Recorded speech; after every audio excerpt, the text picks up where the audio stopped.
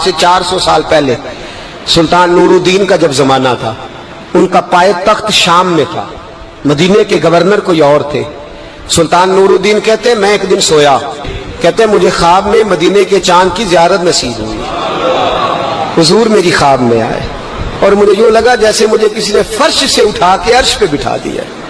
محبوب ملے اور حضور نے مجھے 2 لوگ دکھائے، داڑھی والے، عبادت کا نور ہے چہرے پہ، بظاہر نشان ڈال لیا ہے، متھا گھسا گھسا کے، کہا مجھے نظر آئے۔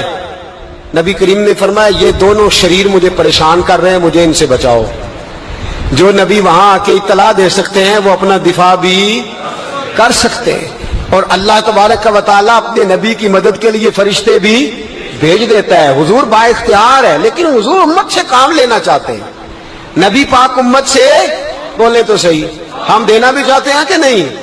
حضور امت سے کام، یہ امت کی ڈیوٹی ہے، وہ نکلے حفاظت کرے، ورنہ اللہ تبارک و تعالیٰ نے اپنے نبی کو با اختیار، اللہ تو 5,000 ہزار فرشتے بدر میں نازل کر رہا ہے اپنے نبی کی مدد کے لیے۔ تو اللہ کے حبیب نے فرمایا سلطان خوش ہو گئے، کہتے اٹھا، بڑے تحفے، بڑے تحائف، بڑا کچھ اکٹھا کیا، بڑا لمبا لشکر تیار کیا، 16 دن کا مسلسل سفر کر کے مدینے پہنچا۔ گورنر مدینہ کو کہا کہ سارے مدینے والوں کے لیے میں تحفے لایا ہوں، سب کو بلاؤ۔ یہ توجہ کرنی ہے آپ نے، اس واقعے کے پہلو میں ہر چیز آ جائے گی، ہر چیز۔ بلایا، سارے مدینے کے لوگ آئے تحفے لینے، سب کو تحفے دیے۔ سلطان نے پوچھا کو رہ تو نہیں گیا؟ نے کہا جی 2 حاجی نمازی رہ گئے۔ کون؟ 2 بہت بڑے مجاہد رہ گئے، بہت بڑے مجاہد، جہاد ہی جہاد، بہت بڑے سپاہ سالار مجاہد 2 رہ گئے، حاجی نمازی پرہیزگار صوفی رہ گئے 2۔ کون سے؟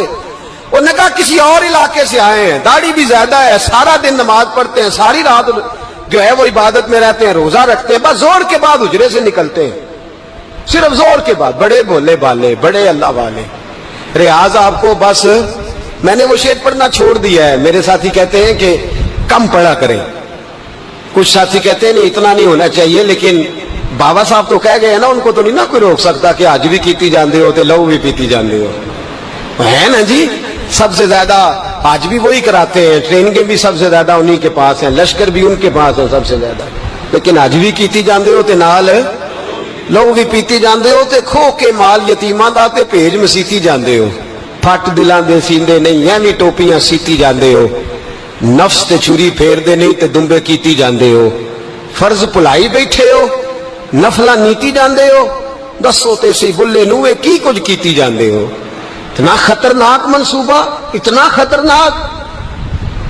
سلطان سے کہنے لگے جی وہ زور کے بعد نکلتے ہیں حجرے سے اور صدقہ خیرات کر کے پھر حجرے میں چلے جاتے ہیں۔ سلطان کہنے لگا ملاؤ تو صحیح، جو بندے گئے وہ بھی بڑے بادب گئے، کہا جناب آپ کو بلا رہے ہیں، اس لیے کہ مدرسہ ہی بہت بڑا ہے، ان کا طریقہ ہی بہت بڑا ہے، کیا بات ہے؟ بلا کے لائے۔ سلطان نے دیکھا تو سلطان کی آنکھیں کھل گئی، کہنے لگے یہ تو وہ 2 ہیں جو مجھے حضور نے خواب میں دکھائے ہیں۔ نبی پاک نے، یہ 400 سال پہلے مولانا علی قاری لکھ رہے ہیں، یہ تو حضور نے مجھے خواب میں دکھائے، یہ تو وہ ہے۔ اللہ اکبر۔ میں اکثر کہتا ہوں ہمارا کسی کے ساتھ کوئی ذاتی جھگڑا نہیں، اللہ جانتا ہے، بڑی جلدی مر جانا ہے۔ ہاں کچھ لوگ زیادتی کرتے ہیں دین کے معاملات، میری سرکار کے بارے میں زیادتی کرتے ہیں تو ان سے دل بھر جاتا ہے، ان سے تکلیف پہنچتی ہے، ان سے اذیت ہوتی ہے، ورنہ خون کے آنسو دل روتا ہے۔ امت کو ایک ہونا چاہیے، امت کو، لیکن امت اس وقت ایک ہوگی جب نبی پاک کے گنبد کے سائے میں ایک ہوگی، جب رسول اللہ کے گنبد کی ہریالی میں امت ایک ہوگی۔ میرے حبیب پاک علیہ السلام، یہ تو 2 مجھے حضور نے دکھائے ہیں۔ سلطان کہنے لگا باندھو ذرا کس کے انہیں، ان کے گھر کی تلاشی لینی۔ ان کو باندھ کے سلطان گھر گئے تو گھر کے اندر کچھ بھی نہیں، بس صدقہ خیرات کا سامان ہے، قرآن پاک ہے، کتابیں ہیں، تفسیریں۔ جب اٹھائی نا چٹائی تو نیچے سرنگ نکلی ہوئی ہے، جب اس کے اندر لوگ گئے تو وہ سرنگ حضور کے روزے تک پہنچی ہوئی ہے۔ وہ کس ارادے سے آئے؟ سلطان نے جا کے تلوار تھامی، کہا تمہاری گردنیں اڑا دوں گا، بتاؤ کیسے آئے ہو؟ تو انہوں نے کہا ہم تو عیسائی ہیں، ہمیں عیسائیوں نے بھیجا ہے۔ اور ہم اس ارادے سے آئے ہیں کہ ہم حضور کے جسم اقدس کو نکالیں گے، کسی اور جگہ لے جائیں گے۔ سلطان نے بات سنی تو چیخ نکلی، اللہ اکبر کا۔ اس نے کہا عیسائیوں نے کیا سمجھا ہے رسول اللہ کے غلام مر گئے؟ تم نے کیا سمجھا ہے نعرہ رسالت کی آواز کمزور ہو گئی ہے؟ تم نے کیا سمجھا ہے درود و سلام کے سوتے خشک ہو گئے ہیں؟ تم نے کیا سمجھا ہے مدینے پر جان دینے والے کوئی نہیں؟ آپ نے فرمایا سازش کرتے ہو بے ایمانو، اندر چھپ کے وار کرتے ہو، طاقت ہے تو سامنے آؤ۔ مسلمانوں کا ایک ایک بچہ مدینے کی حرمت پر قربان ہو جائے گا۔ مدینہ منورہ کی حرمت پر مسلمان اپنی تجیہ بکھیر دیں گے، اولادیں قربان کر دیں گے، لیکن کسی کافر کو بھی رسول اللہ کی بے ادبی کی اجازت کبھی نہیں دیں گے۔ سلطان نے پکڑا، قتل کیا، پھر سلطان نے ان کو کاٹا، آگ میں جلایا اور فرمایا مسلمانوں، ہر حاجی نمازی دیکھ کر، ہر دعوت دینے والا دیکھ کر ادھر بفر نہ جایا کرو، پہلے دیکھ لیا کرو اس کے سینے میں مصطفیٰ کا پیار بھی ہے کہ نہیں، اس کی باتوں سے عشق رسول کی خوشبو بھی آتی ہے کہ نہیں، اس کا لب و لہجہ نبی پاک کی ادب والا بھی ہے کہ نہیں، اس کے انداز، اس کے اعتبار رسول اللہ کا پیار بھی بتلاتے ہیں کہ نہیں۔ میں بلبل خوش لہجہ گلزار نبی ہوں، میٹھی میری باتیں ہیں کیونکہ نمک خار نبی ہوں۔ دیکھو دیکھو یہ رسول اللہ صلی اللہ علیہ وسلم کا فرما بردار۔ ایک اور بھی سازش ہوئی رافضیوں نے کی، انہوں نے بھی 2 بندے ایک دفعہ بھیجے تھے، وہ بھی کھودنے لگے کدھر آئے ہو، پکڑے گئے تو کہنے لگے حضرت ابو بکر حضرت عمر کا جسم نکالنے آئے تھے، معاذ اللہ تعالی۔ لیکن میرے رسول نے یہ حرکت بھی کرنے کی اجازت نہ دی۔ سلطان نور الدین کہتے ہیں یہ کام کر کے جب میں واپس لوٹا جا کے سویا تو مجھے پھر حضور کی زیارت نصیب ہوئی، مجھے مدینے والے محبوب کا پھر دیدار نصیب ہوا۔ حضور خواب میں آئے، فرمایا حبیب نے بتایا کچھ نہیں، بولے کچھ نہیں، بس مجھے دیکھتے جاتے تھے اور مسکراتے جاتے تھے۔ سلطان نے چاروں جانب کھدوا کے نا خندق، اس میں سیسا ڈلوا دیا، دیواریں پکی کرا دی، کوئی کھودنا بھی چاہے تو پہنچ نہ سکے۔ کہتے ہیں حضور دیکھتے جاتے، مسکراتے جاتے، اور جب میرے نبی میری طرف دیکھ کے مسکراتے تو مجھے یوں لگتا اللہ نے میرے لیے جنت کے سارے دروازے کھول دیے۔ مجھے یوں لگا جیسے جنت کی حوریں مجھے سلامی دینے آئی، مجھے یوں لگا جیسے فرشتے جھونکائے ہیں اور مجھے کہتے ہیں کیا تیرا مقدر ہے، کیا تیرا نصیبہ ہے، کیا تیری بات ہے۔ ہم ہر خارجی، ہر ناسبی، ہر رافضی کی مذمت کرتے اور مسلمانوں کو بتاتے ہیں پیغام وہی ٹھیک ہے جو امام حسین کا پیغام ہے، اور پیغام وہی ٹھیک ہے جو حضرت عثمان غنی کا پیغام ہے، جو حضرت عمر فاروق، حضرت ابو بکر صدیق، مولا علی کا پیغام ہے، وہی پیغام امت کے حق میں بہتر ہے۔ نبی پاک کا مدینہ امن کی دھرتی ہے، کتنا مرضی کسی کا اختلاف اپنی جگہ، پر دل کی گہرائیوں سے دعا نکلتی ہے، اے اللہ اپنے نبی کے شہر کو ہمیشہ امن اور سکون کی ٹھنڈی ہوا نصیب فرما۔ مسلمان نہیں ہوتا۔ صلاح الدین ایوبی اپنے خیمے میں بیٹھے ہیں تو ایک بی بی آ گئی، اس قبیلے کا کوئی شخص مسلمان نہیں ہوتا۔ بی بی آئی، آگے کہنے لگی میرے 4 بیٹے جنگ میں کھو گئے، چھوٹے چھوٹے بچے جنگ میں کھو گئے، مل نہیں رہے، فوجیوں کو حکم دے مجھے میرے بچے تلاش کر کے دیں۔ صلاح الدین ایوبی نے جھٹ پٹ سر پہ امامہ باندھا، نیزہ پکڑا، سینے بند باندھا، اپنے جبے کو سمیٹا اور باہر کہنے لگی تو کدھر جا رہا ہے؟ کہنے لگا میں خود تیرے بچے تلاش کر کے دوں گا۔ صلاح الدین چند سپاہی ساتھ گلی گلی نکلے، گلی گلی فجر کے نکلے، اثر ہو گئی، تھک گئے، 2 نمازیں صحرا میں پڑھی، جنگل کے اندر پہنچے تو ایک کونے میں 4 بچے ایک جگہ ڈرے اور سہمے ہوئے بیٹھے ملے۔ صلاح الدین ایوبی اٹھا کے لائے، ماں کو کہنے لگے تیرے بچے ہیں۔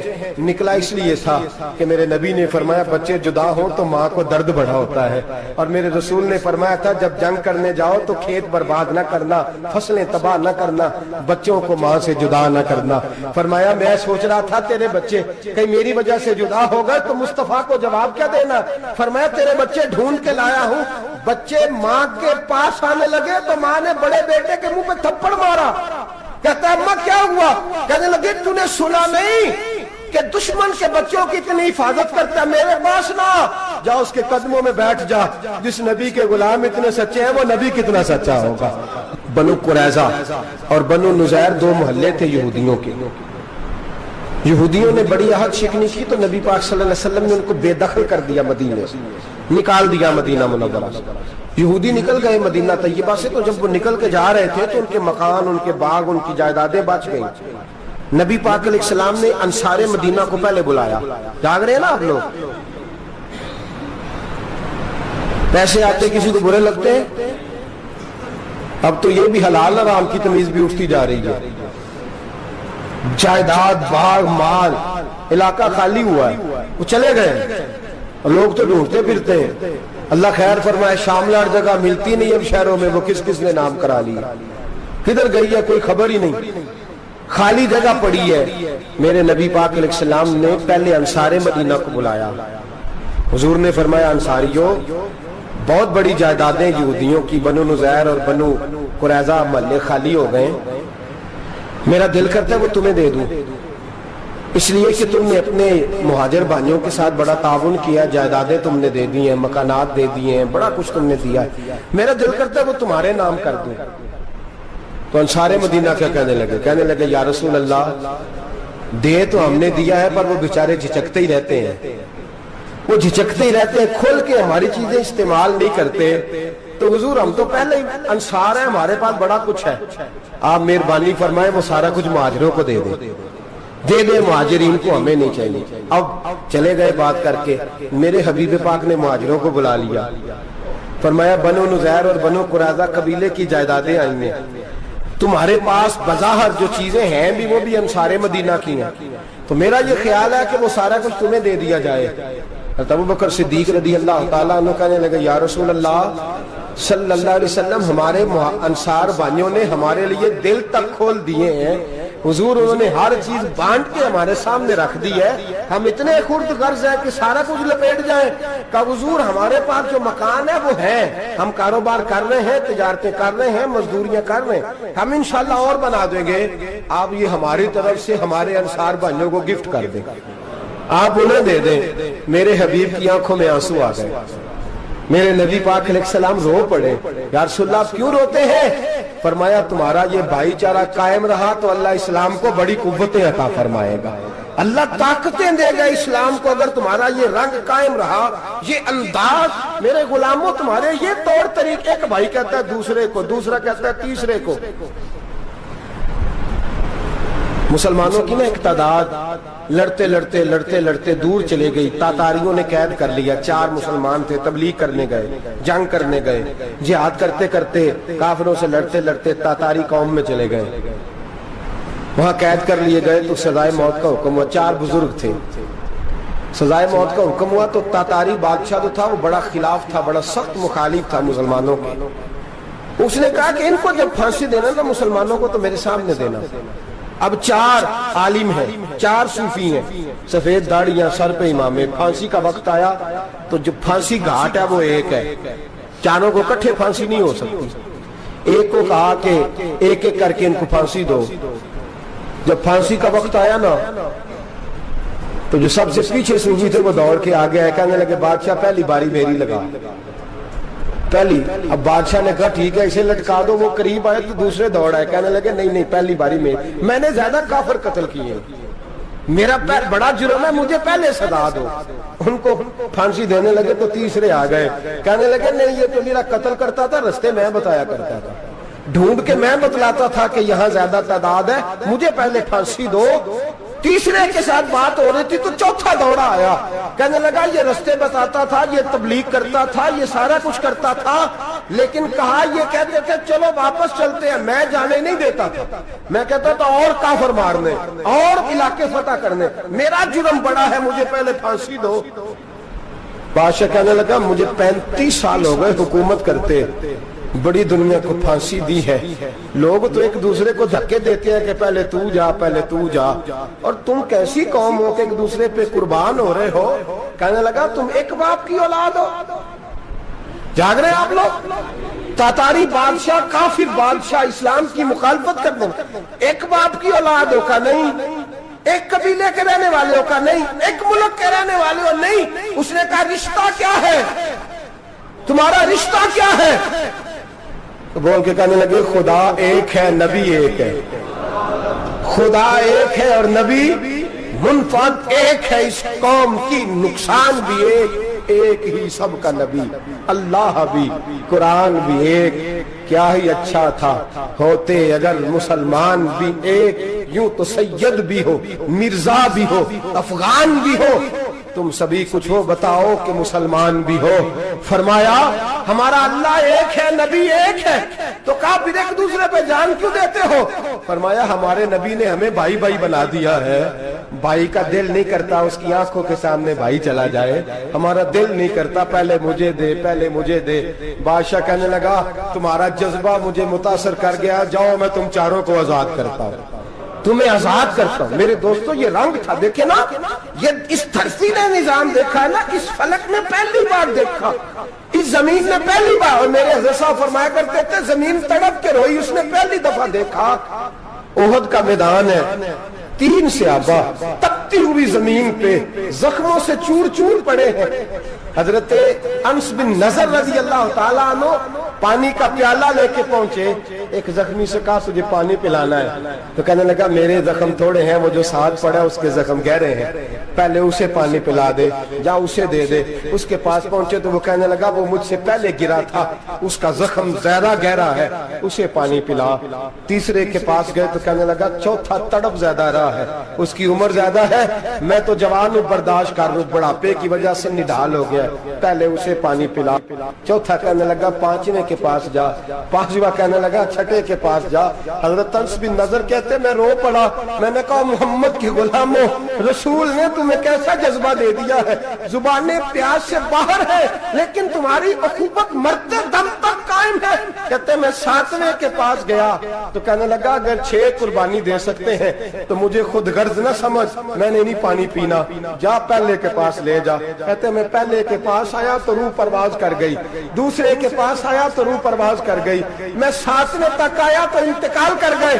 کہتے ہیں پانی کا پیالہ میں نے اٹھایا اور میں نے زمین پہ رکھا تو میں نے کہا پانی گوا رہنا، محمد کے غلام مر تو جاتے ہیں پر ایک دوسرے کا خیال بڑا رکھا کرتے ہیں، گوا رہنا یہ مر جایا کرتے لیکن ایک دوسرے کا درد۔ میرے دوستو لٹا ہوا برما، روتے ہوئے مسلمان، سسکیاں اور آہیں لیتی ہوئی مائیں پوچھتی ہیں اے خاصا اے خاصان رسول، وقت دعا ہے، امت پہ تیری آ کے عجب وقت پڑا ہے، وہ دین جو بڑی شان سے نکلا تھا وطن سے، پردیس میں وہ دین آج غریب الغربا ہے، فریاد ہے اے کشتی امت کے نگہباں، بیڑا یہ تباہی کے قریب آن لگا ہے۔ اور کیا خوبصورت جملے کہے تھے کہ نبی پاک صلی اللہ علیہ وسلم نے، حضور نے فرمایا تھا میرا مومن ایک جان کی طرح ہوتا ہے، ایک جان کی طرح ہوتا ہے، ایک کو تکلیف ہو جسم کے ایک حصے کو سارا حصہ پریشان ہوتا ہے، فرمایا یہ ایک مکان کی طرح ہے، ایک اینٹ دوسری اینٹ کو مضبوط کرتی ہے، فرمایا یہ مضبوط لوگ ہیں، یہ مضبوط لوگ۔ حضرت عمر فاروق کا زمانہ ہے، ایک آدمی نے سیری بھیج دی ایک گھر میں بطور تحفہ، قحط کا زمانہ تھا، گوشت ملتا نہیں تھا، جانور، ایک آدمی نے سیری بھیج دی ایک آدمی کے گھر میں، اس نے کیا کیا، اس نے اپنی بیوی سے کہا ہماری تو خیر ہے، ساتھ والا پڑوسی زیادہ غریب ہے، ادھر نہ بھیج دے، یہاں گندم امیر شہر کی ہوتی رہی خراب اور بچی کسی فقیر کی فاقوں سے مر گئی، کہا ساتھ والے پڑوسی کے گھر سے میں کئی دنوں سے بھوک کی آوازیں وہاں بھیج دے۔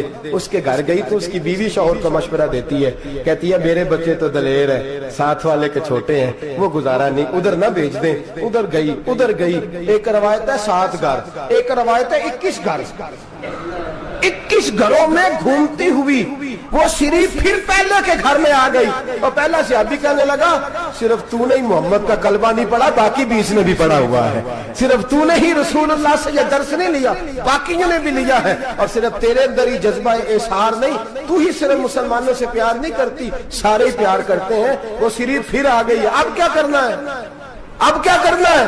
امام نبوی نے لکھا ہے، وہ کہنے لگی کرنا کیا ہے، پکاؤں گی میں اور کھائیں گے 21 گھر، پھر بھی اکیلے نہیں کھائیں گے، پکاؤں گی میں اور کھائیں گے 21 گھروں کے مطابق شوربہ پکا، اور پھر برتن میں ڈال کے وہ بی بی ایک ایک گھر کا دروازہ کھٹکھٹاتی ہے، کہتی ہے مصطفیٰ کے غلاموں نکلو باہر اور کھاؤ، اس لیے کہ جس نبی نے مجھے پیار کا حکم دیا اسی نے تمہیں بھی پیار کرنا سکھایا ہے، یہ رنگ چشم فلک نے سکھایا ہے۔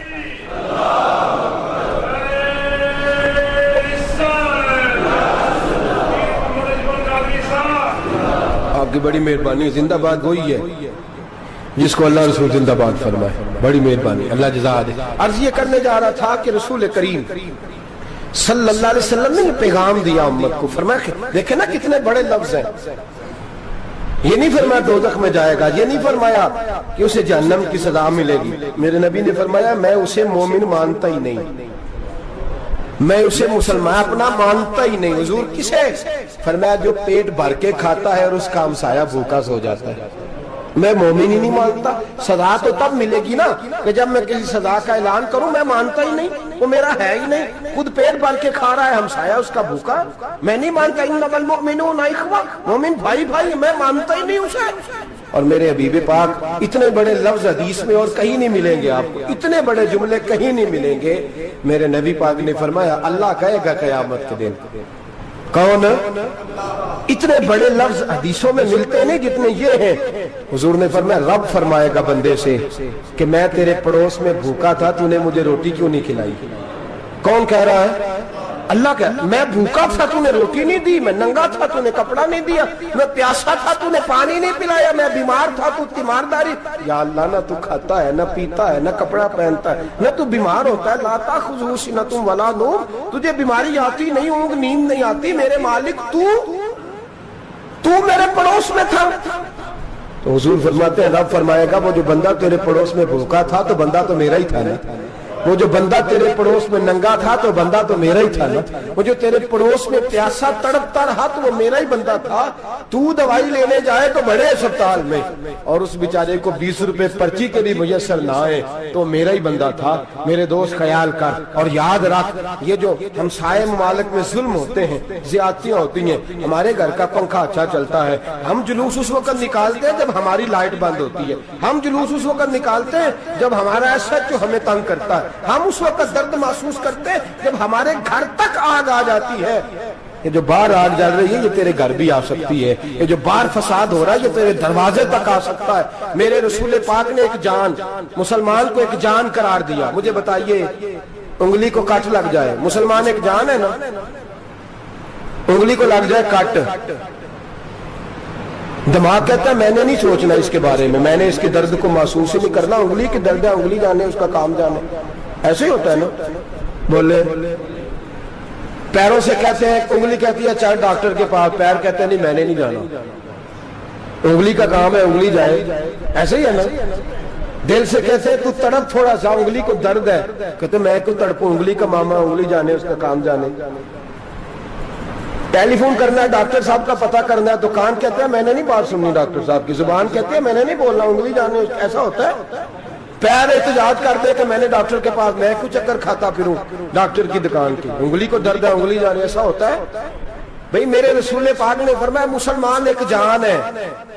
تو درد برما کے مسلمانوں کو ہو رہا ہے تو پاکستانی کہہ رہے ہیں کوئی بات نہیں, وہ جانے, ان کا کام جانے. ایک جان ہے نا, درد ہونا چاہیے, تکلیف ہونا چاہیے. پھٹے پہ باتیں ہوتی ہیں اس موضوع پہ, اسمبلی پہ گفتگو ہوئی ہے اس موضوع پہ, آپ کی صوبائی اسمبلیاں اس موضوع پہ بولی ہیں, آپ کے کونسل اس موضوع پہ بولے. ہم تو اپنی اپنی سیاستیں, اپنے اپنے تماشے, اپنے اپنے چکروں میں لگے ہوئے. وہ دریا کے اندر سسکتے مسلمان, بنگالی کہتے ہیں ہمارے نہیں, برمی کہتے ہیں ہمارے نہیں, پاکستانی کہتے ہیں ہمارے نہیں, ترکی کہتے ہیں وہ کس کے ہیں, وہ کس کے ہیں؟ وہ اللہ کے بندے ہیں, محمد عربی کے غلام ہیں صلی اللہ علیہ وسلم. لیکن میرے دوستو کیا ہمیں کیا غرض ہے, وہ جانے ان کا کام جانے. یہ جب تیرے پیروں تک آگ آئے گی پھر تجھے پتا چلے گا یہ بڑی سخت آگ ہے. آج جس کافر نے برما پر عرصہ دراز تنگ کیا ہے, مسلمان تھوڑے تھوڑے مفاد لینے کی خاطر نا, بنو عباس اور بنو امیہ کی جنگ چل رہی تھی. بنو عباس جو تھے وہ غالب آ گئے, بنو امیہ جو تھے ان کی حکومت ختم ہو گئی. تو عیسائیوں نے بنو امیہ سے کہا کہ ہم تمہارے ساتھ تعاون کرتے ہیں, ہم تمہارے ساتھ تعاون کرتے ہیں اور بنو عباس پہ غلبہ پا کے تمہیں حکومت دلاتے ہیں. بنو امیہ بڑی جدوجہد کر رہے تھے بادشاہی کے لیے, لیکن انہوں نے کہا کہ ہم لڑ رہے ہیں, کوشش کر رہے ہیں, لیکن ہمیں کسی کافر کی مدد کی ضرورت نہیں. ہم جتنا مرضی لڑیں لیکن کافروں کے ہاتھوں بنو عباس کو مروانے کو ہم تیار نہیں ہیں. मैं खबरदार, तुम्हारा आपस का मामला है, हम खुद निमट लेंगे, तुम्हें इजाजत नहीं देते, तुम अंदर कूदो और कूद करके तुम फसादात पैदा करो और मुसलमानों के अंदर तकसीम करो। मेरे दोस्तों, मुसलमान को सोचना चाहिए, सोच बड़ी रखनी चाहिए। घर की जंग से निकल आ, अब बहू सास के झगड़े से बाहर आ जा, अब मल्ले की सियासत छोड़ के बाहर का सोच। अब इस्लाम को तेरी हाजत है। अब पूरी दुनिया जब मुसलमान को देखे ना, फेसबुक यूज होती है, उस पर नौजवान जब इस्लाम की बात करने लगेगा, उस पर जब बड़ा इस्लाम की बात करने लगेगा, पूरी दुनिया में पैगाम जाएगा कि मुसलमान अब जागने लगा है, मुस्लिम खाबीदा बेदार होने लगा है, अब इसकी आंखें खुलने लगी है, अब ये अपने मजहब की बात करता है, अब ये अपने मुल्क से, सूबे से, बरादरी से निकल कर बोलता है, अब ये कहता है कि बाजू तेरा तौहीद की कुव्वत से कभी है, इस्लाम तेरा देश है, तू मुस्तफवी है। अब ये बड़ी सोच रखता है, अब ये आलमी बात करता है। मेरे दोस्तों, हमारा तो हाल ये है, इमाम आज़म अबू हनीफा का फतवा है, आप फरमाते हैं जो मौलवी आलमी हालात से बाखबर ना हो, वो जुमे की तकरीर ना करे, वो मुसलमानों की रहनुमाई नहीं कर सकता। आलमी हालात से जो खबरदार ना हो, तो जिसको छुट्टी हो जाए, तूने खत्म नहीं पढ़ा, दौड़ जा मस्जिद से, तू खत्म नहीं पढ़ता, हमारे तुझे पता ही नहीं दुकान रहता, भाग जा। वो आलमी हालात पे बात करेगा, क्योंकि बेचारे को तो पता है मेरी सवेरे छुट्टी हो जानी।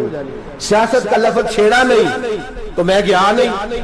याद रखे, वो जो बेदारी है, वो जो आला ज़र्फी है, वो जो बड़ी सोच है, वो जो मिल्लत की सोच, वो जो कौमियत की सोच है, वो जो आगे बढ़ने का ज़ाविया है, वो तो अंदर, इकबाल कहता है गला तो घूंट दिया अहले मदरसा ने तेरा, गला तो घूंट दिया अहले मदरसा ने तेरा, तुझे तो मदरसे वालों ने प्लेट पकड़ा दिया कि जा सवेरे लंगर इकट्ठा करके ला और दोपहर को रोटियां मांग के ला और देख आज मरा कौन है, खत्म किसका पढ़ना है, तो गला तो घूंट दिया अहले मदरसा ने तेरा, अब कहां से आएगी सदा ला इलाहा इल्लल्लाह, तो घूंट दिया तेरा गला, तू कैसे बड़ी बात करेगा। बड़ी बात के लिए बड़ी सोच चाहिए, बड़ी तगोदो चाहिए, बड़ी कोशिश चाहिए, बड़ा हौसला चाहिए। मुसलमान छोटी छोटी लड़ाई में, छोटी छोटी जंग में, एक दुकानदार दूसरे दुकानदार से लड़ रहा है, गली वाला दूसरी गली वाली से लड़ रहा है, मोहल्ले वाला मोहल्लों पे एतराज, एक शहर में रहने वाले मैंने दूसरे मोहल्ले पे एतराज करते देखे। यकीन करें, एक शहर में रहने वाले, इलाके में बसने वाले कहते हो भाई तौबा है, इस मोहल्ले तो अल्लाह ही बचाए, ला हौला वला कुव्वत। वो जो तकसीम दर तकसीम की सोच है, उसने छोटे छोटे टुकड़ों में मुसलमानों को बांट दिया है। छोटी छोटी तकसीम है, छोटा छोटा हमारा मिजाज है, छोटी सोच है। बड़ी सोच की बात सुनिए, सलाहुद्दीन अय्यूबी, जाग रहे हैं ना आप लोग, तुस आखने हजरत साहब एडी वड्डी गल छेड़ी है, इसका मतलब ही कौन नहीं, किन्ने बर्मा जाना है तो किन्ने मदद करनी है। मैं तो भाई फरीदा सर अंजाम दे रहा हूँ।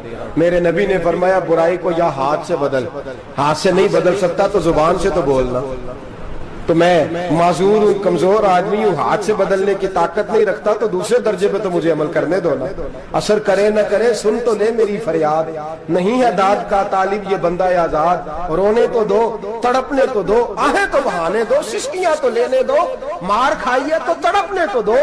वो कुरान पाक, बर्मा में पाबंदी लगी है तो मैं यहाँ सोचने लगा हूँ कि वहां तो पाबंदी लगी है, यहाँ पहले लोग कोई नहीं पढ़ते।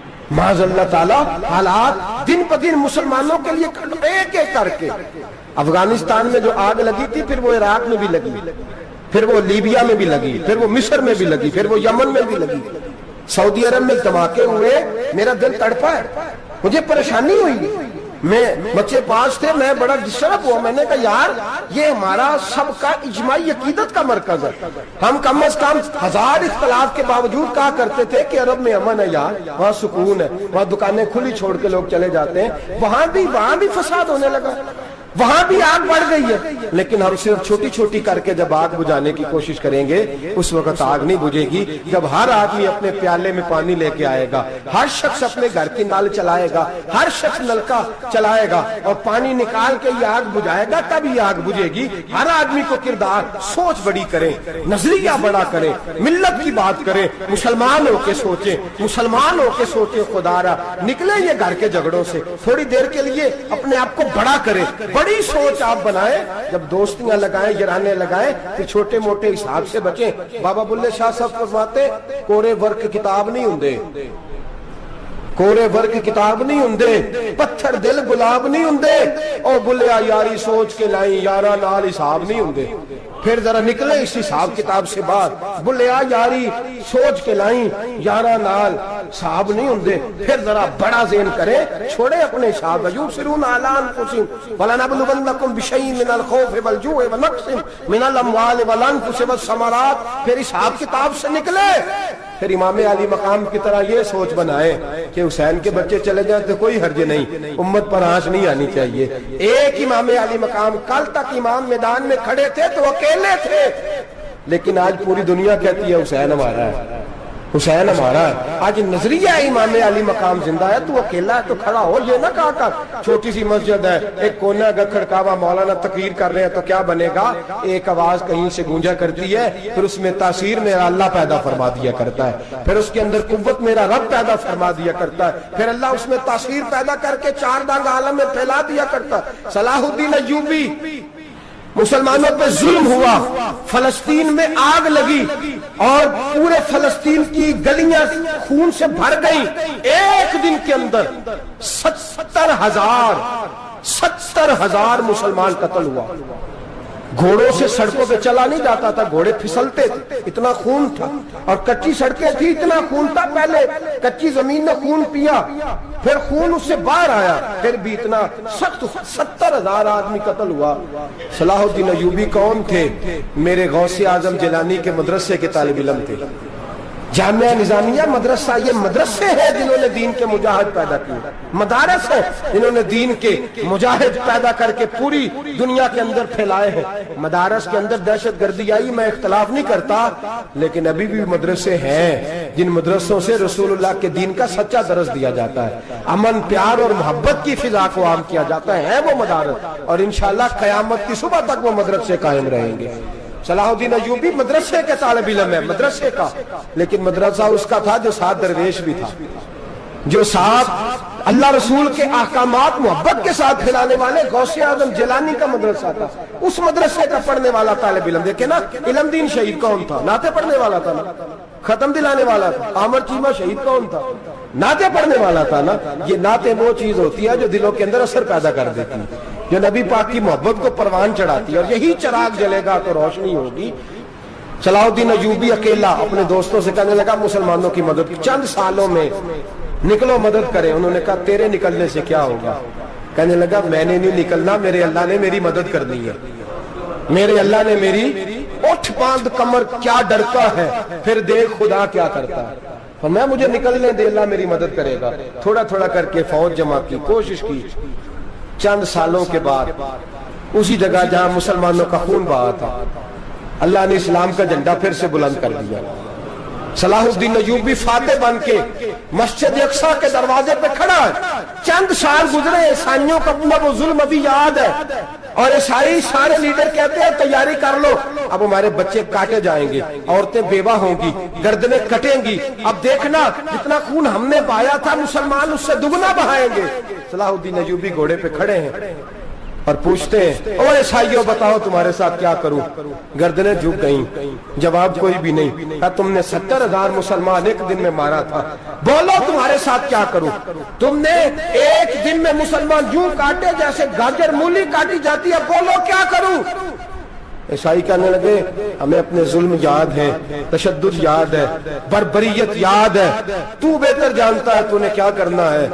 صلاح الدین ایوبی گھوڑے پہ فاتح کھڑا ہے، آنکھوں میں آنسو آئے، تڑپ کے رویا، کہنے لگا میں تمہارے ساتھ وہی سلوک کروں گا جو میرے مصطفیٰ نے قریش مکہ کے ساتھ فرمایا تھا، لا تصریب علیک، جاؤ تم پر کوئی زیادتی، جاؤ تم آزاد ہو۔ اس نے کہا تو کر کیا رہا ہے؟ کہنے لگا میں کیا کروں، میں اس محمد کا ماننے والا ہوں جس نے معاف کرنا سکھایا ہے صلی اللہ علیہ وسلم، میرے پیروں میں زنجیر ہے رسول اللہ کی غلامی کی، جاؤ تم آزاد ہو۔